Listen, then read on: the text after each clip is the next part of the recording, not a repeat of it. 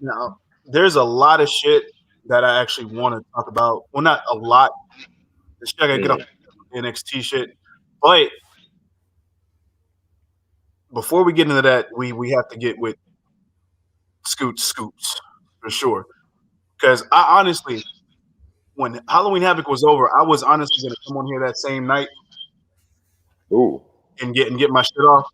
Not necessarily in a bad way. It's just it's one of those things where I spent half the time yelling at the screen, stupid shit that was going on. Yeah. But we'll get into it. But Scoot, what we got, man?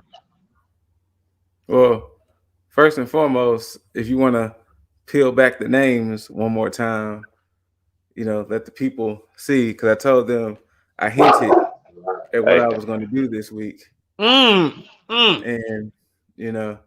since it is the coup de grace, as they say, so I have to go ahead and let them know what's up. Oh yeah, I like that. Let them know. I like that. But that's really first good. And foremost, thank you. When it comes to these scoops, the biggest thing that just really took over the news was Ring of Honor. That was fucking crazy. I sent it to the group chat. Jaeger sent it to the group chat. So basically, in a nutshell, January 1, 2022, everybody who is signed to Ring of Honor will be released from their contract. Shit. The reason being, they want to do some restructuring, and they hope to have everything up by spring. And with that being said, I guess they would hope whoever comes back, but everybody will be released from their contract. Yeah. Now, more news kind of came out today. The Ring of Honor tape library, the Sinclair-owned archive since 2012, is available to the highest bidder. Oh, so they actually did serve that shit up. Huh. Yeah. So okay. It would be interesting for AEW to try to scoop it up, especially since the first All In was there, because Ring of Honor owns the library to All In, but of course AEW I think owns the name. Yeah. AEW owns the trademark, but Ring of Honor owns the footage. Interesting how that works. I know, right? It's kind of weird, but yeah. So we will see what happens with that, because that's interesting. So with that being said, gentlemen, what are y'all thoughts on everybody's contract being up in the air come January 1, 2022? I honestly, when I heard the restructuring part, the first thing I thought was, why the fuck didn't NXT do this? This is what NXT should have done. They should have taken a hiatus and then done 2.0. That was my first thought. But at the same time, when I finally got back down to earth and started thinking realistically, it was more or less like, well, damn, now it's a feeding frenzy on the talent. Yes. And it's also, it's a double-edged sword, because now you have more talent than you can handle. Yes. But at the same time, you have a lot of potential spontaneity in terms of the wrestling landscape. So Impact, New Japan, AEW, GCW, which is on fucking fire as of late. I have not checked that out yet. And other companies under the sun, MLW, who else? NWA, of course. Yeah, so you have potential everywhere. I would say WWE and NXT, but I'm like, I don't even see them, because Triple H isn't in charge at NXT right now. So it's like they might. It's possible. They might. But with what's going on with WWE as of late, I doubt anybody takes that unless they really are hurting for the money, which could be the case with a lot of people. But Yeah, Valid point. That's my take on it. I mean, I think it sucks, but it can do more good than harm at this point. I just hope that when they say restructuring, they actually are intending to come back. That's the plan. The plan Well, is that they want to come back to spring, and they're hoping the spring is March. Yeah. yeah, I think I saw So that something is the about. plan. I think I saw something about April or something. But Yeah. hey, So they do want to come back. yeah, that's what I'm all for. As long as they want to come back, they don't want to like take their time with this, or at least too much time with it. Yeah. Then there's plenty of good talent that are probably going to find some contracts elsewhere. Then there might be Oh some yeah. people doing some kind of temporary thing for at least until Ring of Honor comes back. I know there's plenty of Ring of Honor talent that can find work at AEW doing Dark and Elevation, True. Mhm. and yeah, I mean it looks like it'll be interesting to see where a lot of faces pop up. I'm just letting y'all know, as a fan, Jay Lethal shows up on AEW. I'm marking out. Ooh, I'm right, marking out. right. I'm just letting y'all know. I would love that, but at the same time, I would almost hate that because Same. AEW is just stacked with star power at this point. Yes. And this is where signing a lot of people with the potential of other people coming in can almost hinder. I don't want to say hinder the company because it's not a bad thing to have star power, but what do? You can't have a spot for everybody. Right now they're doing fine, but it's toting the line because if they get Wyndham, shit. Oh, hey, you brought up story number 2. Wow, nice segue. Oh, good shit. Wyndham has officially changed his name on Twitter. Two. It is basically, it's still Wyndham Rotunda, but his handle is now Wyndham 6, I think. Yeah, Wyndham 6. Because remember, before it was WWE Bray Wyatt, now it's Wyndham 6, and he has 1 day left. Yeah, because I know he had tweeted out 2 days. Yes. So that could be cryptic in itself, or you really could just be saying 2 days for my for my release, basically, or you could be like 2 days till you start seeing shit on Rampage. Because again, fam, if he shows up on Rampage tomorrow, once again, I'm going to mark out. Well, I'm going to mark out. Damn it, I forgot 10, but I was about to count out. There's 7 members of Dark Order, so that would have been like a what the fuck if that was the case. But wait, hold on, wait. But there is no 6 though. There is there is 7. No, you're talking about neck. You're talking about the number system wise. Yeah, how everybody is at the number. There is no number 6 technically. There is no number 7 either, but there is a 5 and 10. There's 1 and 2. Uno and Grayson. 5 and 10. What were Silver? I can't remember. Silver and Reynolds were something at first. Yeah, I can never remember Silver and Reynolds. But I'm just reaching. I'm just reaching. hey, reaching. Hey, sometimes. I mean, we could be, but honestly, at this point, based on what's happened on NXT AEW, but we'll get into Dynamite, of course, later on. But yeah, I don't see Bray doing that. But I mean, we'll talk about that whenever we do Tag Me In. I do wonder how he'll make his way. What else we got, Scoot? Also, this might be a little interesting, and I kind of really want to know what Dizzle really has to say with this one. Apparently, the kerfluffle with Charlotte and Becky, the locker room, it is on on Becky Lynch's side, because apparently Charlotte Flair is difficult to work with, and they ain't really rocking with Miss Flair like that. So everybody's rocking on Becky's side.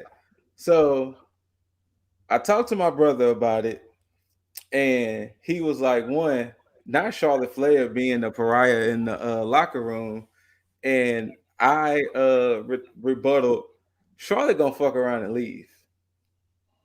Yeah, It feels that way. Not gonna lie. And he came back and said, "Why not go to AEW? Your husband is there, or soon to be husband is there. Why not go over there and fuck it up?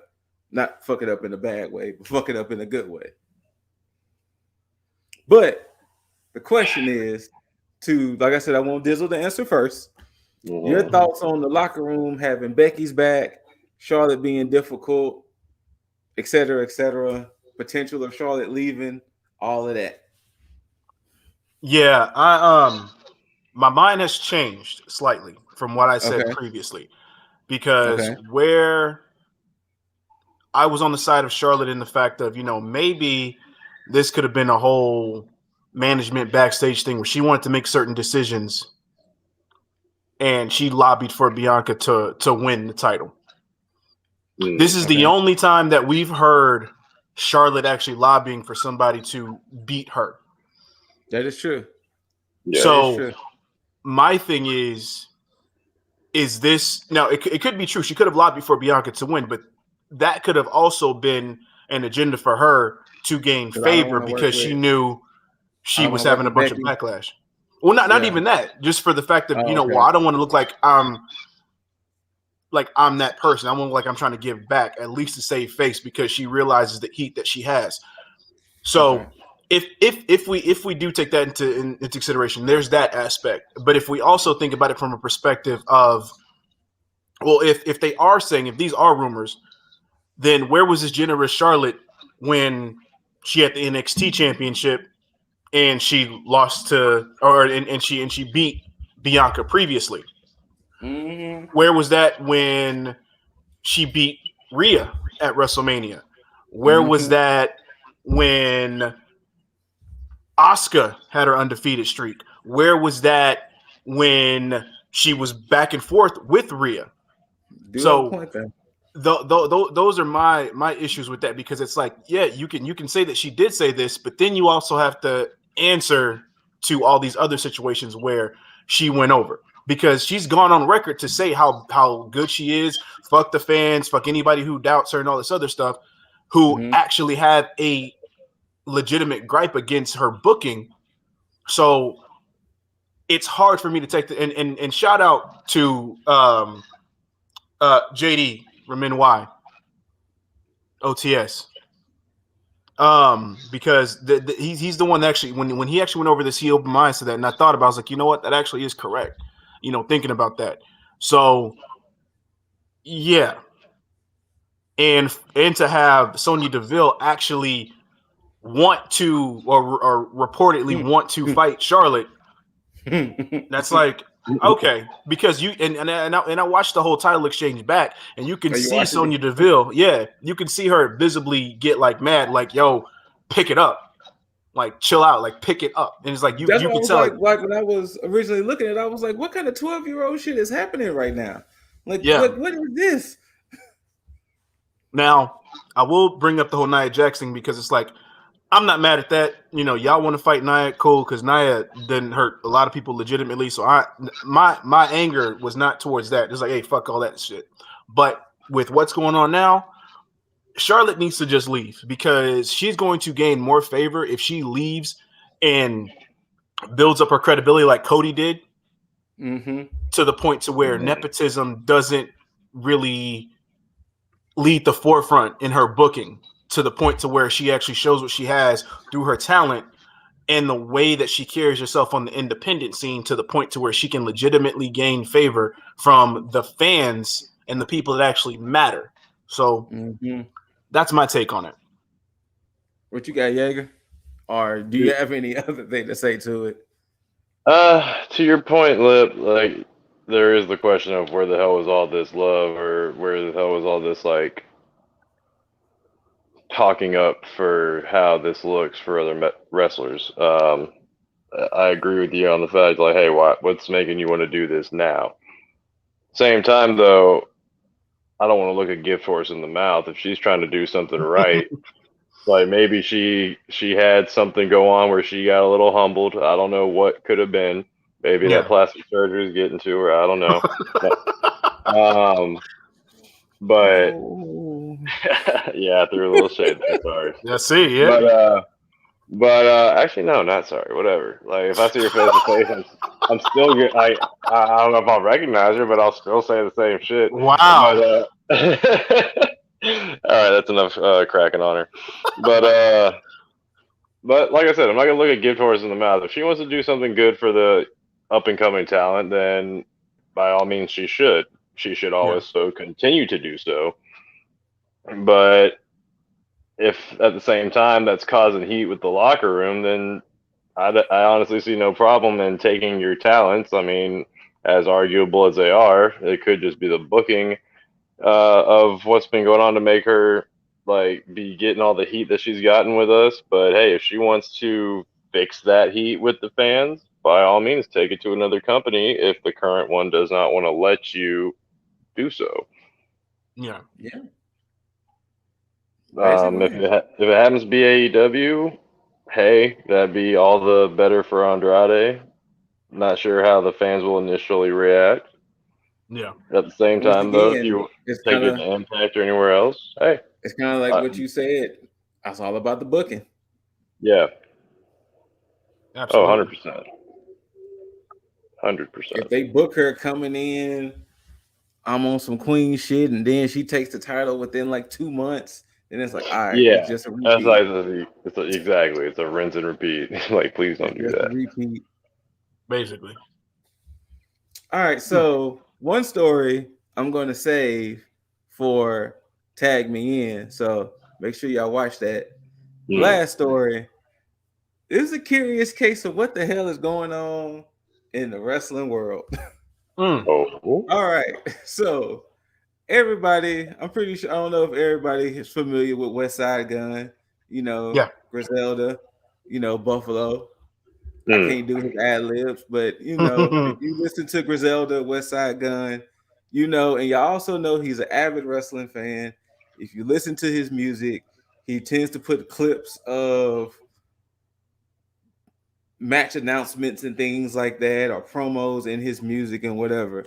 Well, one of his songs on, I think, Hitler Wears Hermes 8, either A or B, he used one of Greg Hamilton's voice. One of his I think it was another mixtape, one of them, but he used Greg Hamilton. So Greg Hamilton decides to fire off on Instagram. And I'm gonna read you all of these posts. Well, at West Side Gun, let's hope since you stole my voice for your incoherent kindergarten fables that you saved enough delivering for DoorDash because you are fucked. You'll be paying me for years. Apologize and I'll think about not collecting every dime for the rest of your life. Or I could just get WWE lawyers. That's okay too. Settle with my lawyer and don't ever use my voice again. So wrong. Shit. Then somebody said something. Then he added that person. It should be an honor that I'm on his track. Want proof? He couldn't afford me and stole my vocals. You done, clown? He responded to somebody else with boom. He responded to somebody else. And I have no ego about it. Just apologize and recognize I don't need his chump change. Let's just be kind and put each other over if we're going to do work. This was shitty AF, but he's a hack. So I get it. Looking for a come up. And then he responds, somebody else, it's very petty. Please tell him that. It seems desperate on his part and he wants to seem relevant. Very sad, completely agree. Jeez. So all that to be said, Greg Hamilton was fired from WWE like Tuesday or Wednesday. So we don't know if he got fired due to all of that or they was about to get ready to fire him. But yeah. Wait, so You said that he stated, "Let's be nice and build each other up." Yeah. The contradiction in that. Yeah. I wonder, did he get fired when he said he could use WWE's lawyers? I thought that was the case because I didn't know about all the other stuff. I knew about that, Yeah. but now going back at it, I'm like, well, he could have probably gone away with the whole lawyer thing. But with him just going back and forth and just being very condescending and snarky about the shit, it's just like, yeah, you sitting here threatening with a gun that's not really yours. So it's like, yeah, but Greg Hamilton has been fired, so I guess come Friday on SmackDown, we will see who the new announcer is. So, yeah, a little sloppy all around. Very, very. It's just like where the fuck did the shit come from? It's like you should feel honored that somebody somebody thought highly enough of you to actually utilize your vocals in something. Yes. So, yeah. Oh, since we talking about rappers using vocals, shout out to JPEG Mafia. They have a song called "End Credits," and they use the Armed Anderson promo. And that's shout out to JPEG Mafia being the first rappers to use that Glock Anderson. Oh, promo. Wait, is Arn Anderson tweeting them and going after them for using his promo? Oh, no, he's not. I haven't heard Spoiler alert. On it yet. Exactly. But Orna get the Glock, so yeah. But yeah, so I just thought that was interesting in the wide world of what the wrestling is going on. That Greg Hamilton is going at what the wrestling. Going. Yeah. But all right. I guess we can talk about Halloween Havoc. Halloween Tragic. Oh no. Oh no. Off the bat. All right. Okay. I will have a disclaimer. I was driving, so I didn't get a chance to see the ladder match in full. I know who won, but I didn't see the ladder match in full. All I know is that it was the second night in a row that there was a ladder match in WWE. Here's the problem with this. Yeah, everything sounds good when you talk about a ladder match and the women here. Mm-hmm. See, when I think about ladder matches involving women in NXT, I immediately go to Mia Yim, Io Shirai. You know what? Unfortunately, they set a standard that maybe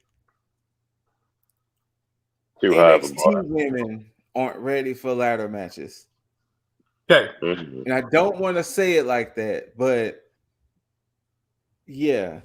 Here's the thing with that. And I look, there were some moments in that ladder match that I was like, whew, especially when Io drop kicked the ladder on Mia Yim and then, her face. Yeah.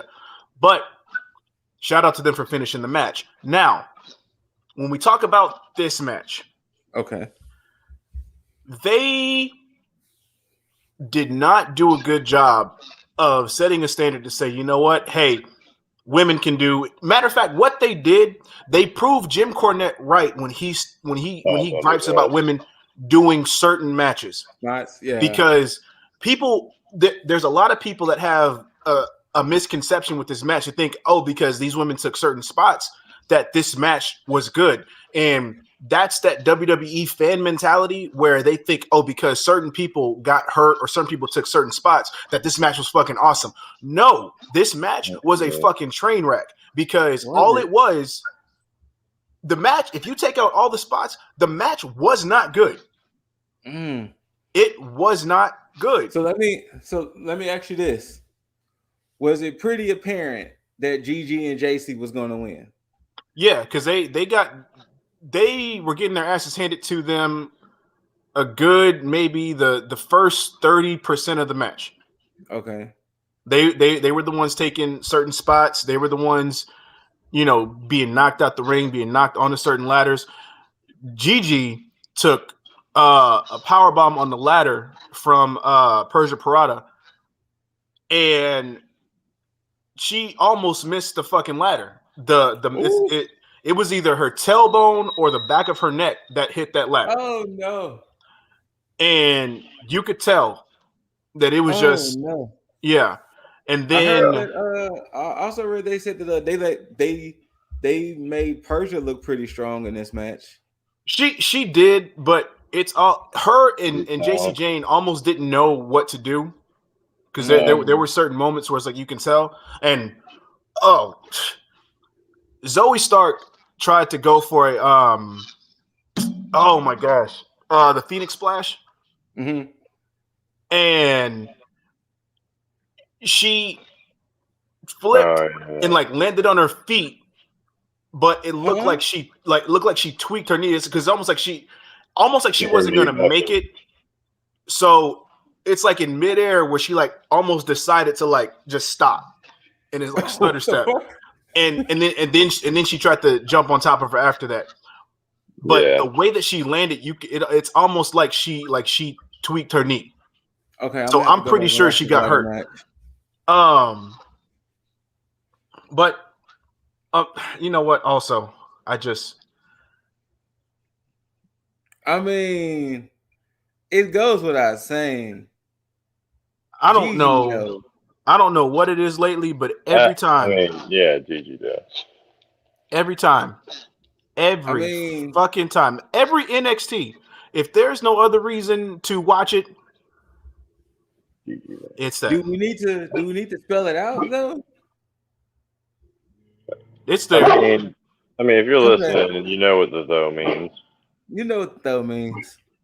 Yeah. You know what it means, especially in Gigi's case. But and speaking of Gigi Dolan, the way that she actually knocked I think it was Zoe. No. I think it was Indy. I think she knocked Indy off. The way she kicked her off the ladder. Nice. Okay. I'm gonna have to go back and watch this ladder match. Now, the one thing I didn't like though, because when Gigi grabbed the title, she only grabbed one title. Normally, when you see these tag team title matches on a ladder, they grab the whole hook. They grab both. They either grab the whole hook or they take both titles down. She only took one title down and they rang the bell, which I understand. But yeah, this match was in EO. The way she crashed into that goddamn ladder. Now I did see that. I did see that. We know. That looked Loki very definitely painful. didn't like that. That looked painful. Now she got up after that and walked it off. So, but still, she was iced the fuck up for the rest of the night. I'm pretty sure that, aside from Indy and Persia, everybody else had to have gotten wrecked throughout this match. Okay. Because it didn't look like India and Persia took any spots. Okay, wait. I want to take the reins on this one. Okay. I'm gonna halfway have the kid gloves on, then I'm gonna take them off. Okay. Dexter Lumis, Johnny Gargano, Carmelo Hayes. It's almost like I was about to jump into this. And I even throw in Trick. I even throw in Trick. Cause he's even starting to grow on me too. What the fuck was all of that? What, you don't like zombies, man? No, it's not that. What the fuck was all of that? That was what, 3 segments? 2 segments? It felt like half the fucking show. Yeah, no. I'm glad you just brought that up, Jaeger. They did all that jumping and flinching, and the first time Trick throws a punch, he hits Carmelo. It was like, okay, guys, I'm over this. I'm good. This is fine. Can you just get your fucking belts? We can go. But please. This was who, boy. The acting. You know what? I would have enjoyed it, but I would have enjoyed it a lot better if they would have played into the black people being in horror stereotype, where we would have just been like, but it was like they were trying, but they were acting too hard at the same time. But I was audibly like, come on, can we get this shit over with? Like, I hated that these 4 men was wasted on this cheesiness. Yeah. And no, then what the fuck Andre Chase just shows up at? Like, that's another thing. What the fuck? because this is the moment in the show where I was like, they're really main roster in this shit. And it didn't stop there because there were matches that had a lot of main roster seasoning sprinkled on it. I was gonna say shenanigans, but yeah, that works. Yeah, I didn't like any of this. I didn't like it for Johnny. I didn't like it for and the thing that made me mad is that last year they pretty much did this with Cameron Grimes and Dexter Lumis. And we just seen this. It got cheesy at the end with Dexter's zombie sister or whatever when they got into the ring, but up until that point, like the whole haunted house thing, it was cheesy, but it was within it was in moderation. It wasn't like, hey, we're just gonna throw this shit at you. Hey, it's all for kids. Yeah, it wasn't like that. It played on the fact that Cameron Grimes, was spooked by Dexter. And it played on the fact that he was kidnapped by Dexter. So it was like him trying to find his way out. But it's like it was so fucking forced. I guess they're planning on the haunted houses that you go to, but it pissed me off twice in the commentary and in the beginning, which I knew this was gonna set up to be some bullshit. Because when the commentary threw it to the angle, they said it was Dexter Lumis and Johnny Jigsaw. Then Johnny said, I home alone the whole house. Not one home alone or saw like shenanigans happened throughout the whole thing. There was not. Not one. Other than what Carmelo being dragged through a trick wall. No pun intended. But, oh my god, I hated this. This was the worst. But I'm done talking about it. We could just move on to the next match, which I forgot what it was. It didn't matter because it was Joe Gacy and Malik Blade with okay. Joe Gacy won, y'all. Yeah, he did. Malik Blade is basically the enhancement Joe talent. Gacy is here for all of us. Come on. That's fine. Well, he can keep his snowflakes elsewhere. Speaking of, you know what? And speaking of this whole situation, what the fuck was the point of LA Knight and Grayson Waller having the fucking host match when Chucky pretty much spent the most time hosting the fucking show? You could have gotten away with Chucky just hosting the show because of the whole narrative of his show being right after fucking NXT. Yo, and then on top of that, you only seen we'll talk about it now. The whole setup for the hosting was to introduce Solo Sikoa, which it was like that shit was fucking lackluster. So wasted. I'm gonna say this, and I don't know how y'all two feel, but me personally, Grayson Waller ain't it, Chief. No. Oh no. Tuesday showed me that. Fuck it.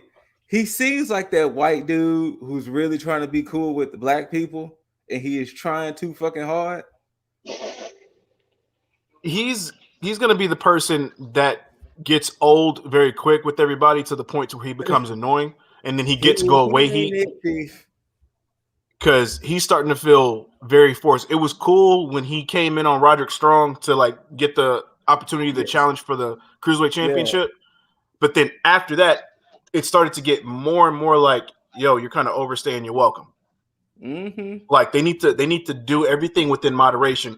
And of course, speaking of Roderick Strong had a match with Odyssey Jones. A nice way to keep Odyssey Jones looking strong in defeat. But guys, his ass ain't 205.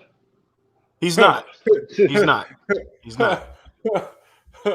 And shout out to my man's Malcolm Bivens. Yeah. He said, I know your big ass ain't 205. Diamond Mine forever. It didn't matter. Hey, I'm gonna say this. Since they booked Roddy to win that match the way he won that match, that should be an alternate finisher of his. If that jumping knee strike knocked out Odyssey Jones, it should knock out anybody in 205. True. That should be an alternate finisher if they're gonna do it that way. I agree. since we finished talking about that, what the fuck was the reason why we had a match to determine a host just for fucking Waller to be the host? Then LA Knight comes out later. They wearing the same fucking costume. It was like, you know what? I'm over this shit. I was so over it. I was so over it. Solo Sikoa debut wasted. And I'm gonna say this. I understand the Braun Breaker in the Solo Sikoa situation, but how the hell?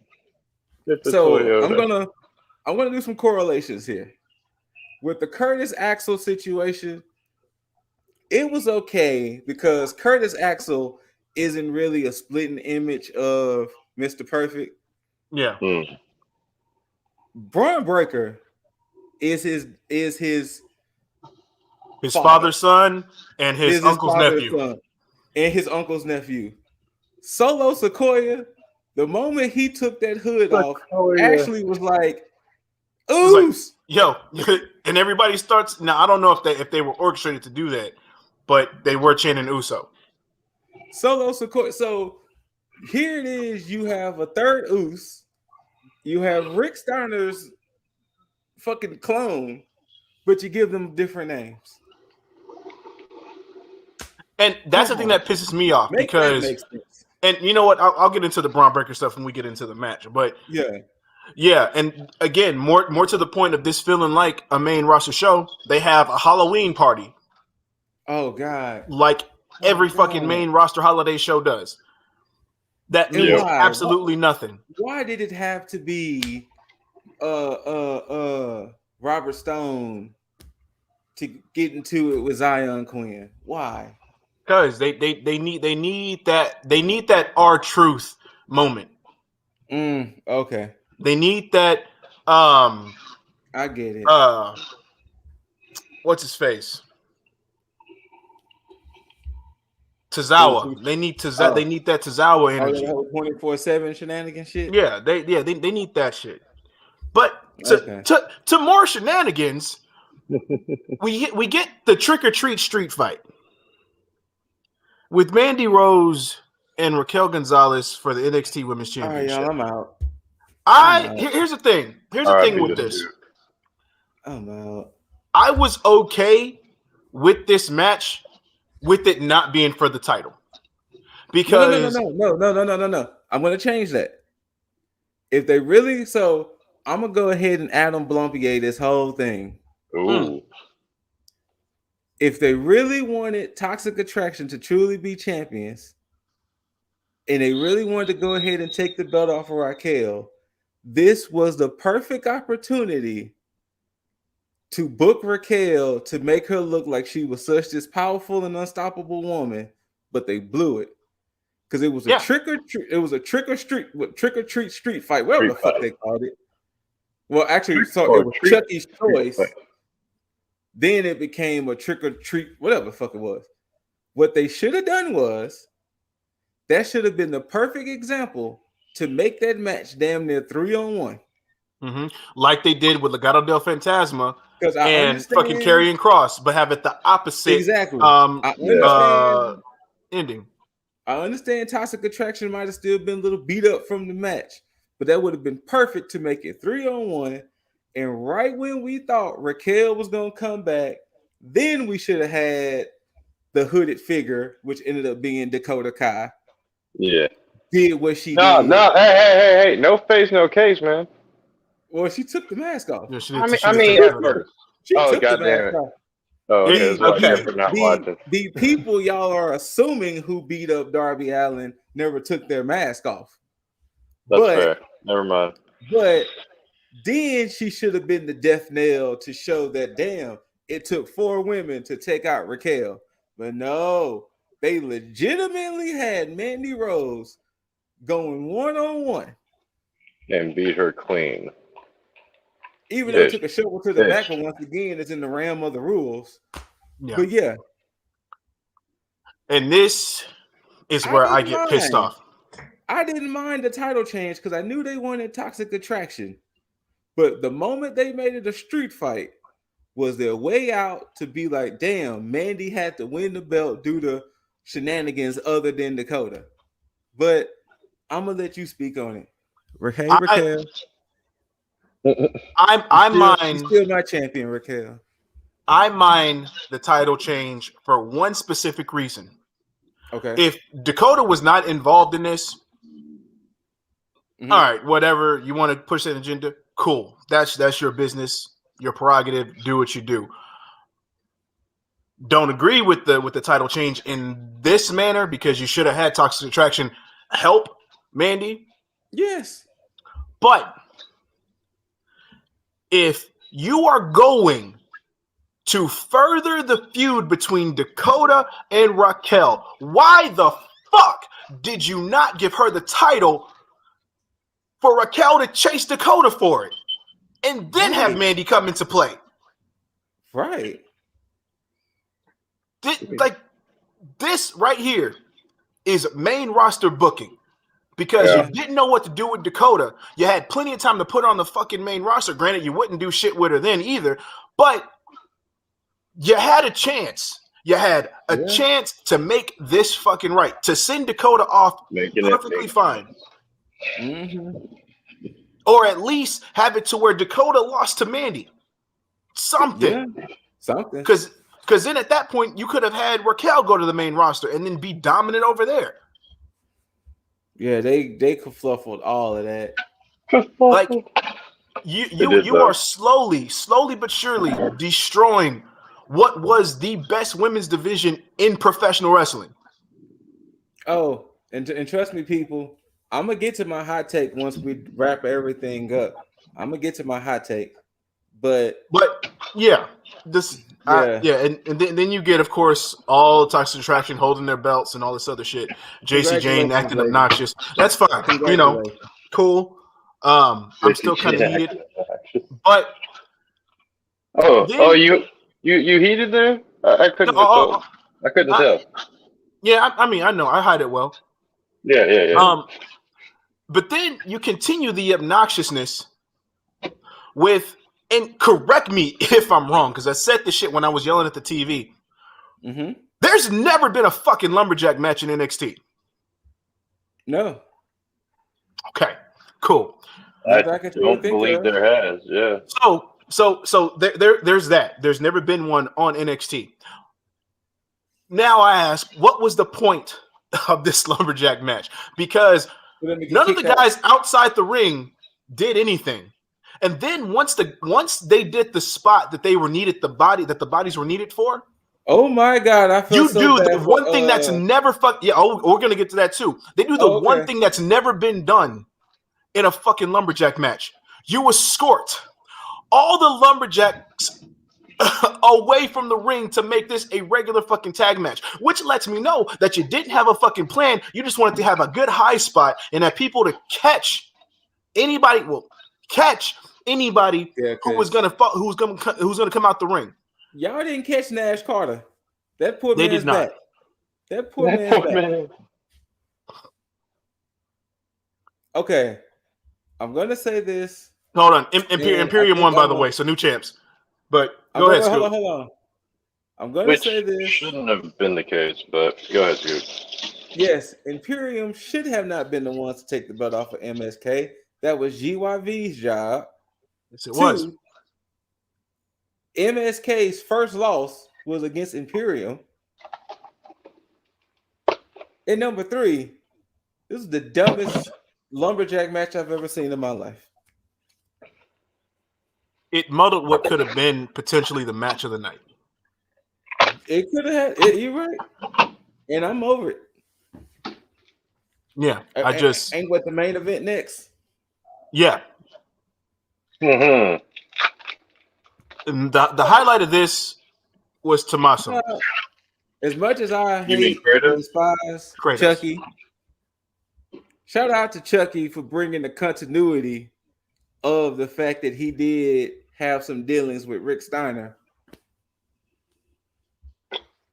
Here's what I hate though, because Chucky threw some shade, and I don't know if that was WWE's agenda or what, but right when Braun Breaker was going to come out, they said, let's see if being a loser runs in the family. Oh shit, for real? Mm-hmm. Oh, I didn't catch that. Yeah. And I was like, that's like who you and then and see, and there's another thing about, and this is what I want to talk about too. You call him Braun Breaker, you refuse to call him Rick Steiner, yet you throw all these Easter eggs, call him the puppy face gremlin. Yes. You know, like just like come on. Alluding to his family and shit. Mm-hmm. Like this is clearly an agenda for Vince to get him on the main roster and then change his name. Yes, absolutely. Because it's too fucking blatant. Yeah, this match was a match, and I'm glad it didn't go the way that I. No, it wasn't bad. It just it did show that Braun Breaker is not ready to be champ. Yes. Now, is he good? Yes. But to be able to call a match, to be able to be a ring general, he ain't there. Yeah. I'm going to say this. I don't know if you want to skip to the end, but shout out to the way Tommaso had to beat Braun Breaker, though. Yeah, I'm fine. I'm fine with that. Yeah, he realized he had to throw everything at Mr. Breaker for him to finally finish him off. Like, he hit him with, 4 knees and the fairy tale ending? And it was like, all right, fam. And he took that DDT on the concrete. Yeah. Like, which busted him open. He threw the sink at him, man. Had to throw everything. Oh, and shout out to Tommaso for being the God of War, a.k.a. the God of NXT, whatever you want to call him. But shouts out to Tommaso. Yeah. And now we can probably let Braun Breaker breathe and do his thing on another end, and let Tommaso and the NXT class of the previous iteration show them how it's done in the main event. Johnny Gargano. What? LA Knight, Johnny Gargano. You know. Probably gonna be LA. Oh yeah, absolutely. Absolutely. Yeah, I don't think it'll be Johnny, but that's just because we're like, now we're almost 48 minutes in, and I'm gonna go ahead and give y'all this hot take. Ooh. After watching Halloween Havoc, my first thoughts was, I am terrified at the first takeover of NXT 2.0. I hope there's never a takeover for this NXT 2.0. I am terrified. At least not yet. Second that. Like, I am terrified. Like, I was literally like, wow, there could potentially be the first takeover where I absolutely hate. Because if Halloween Havoc is any indication, I am terrified of a takeover on NXT 2.0. And that's literally coming from the heart. I'm terrified. Yeah. Yeah. Abso-fucking-lutely. So, yeah. NXT 2.0 Halloween tragedy.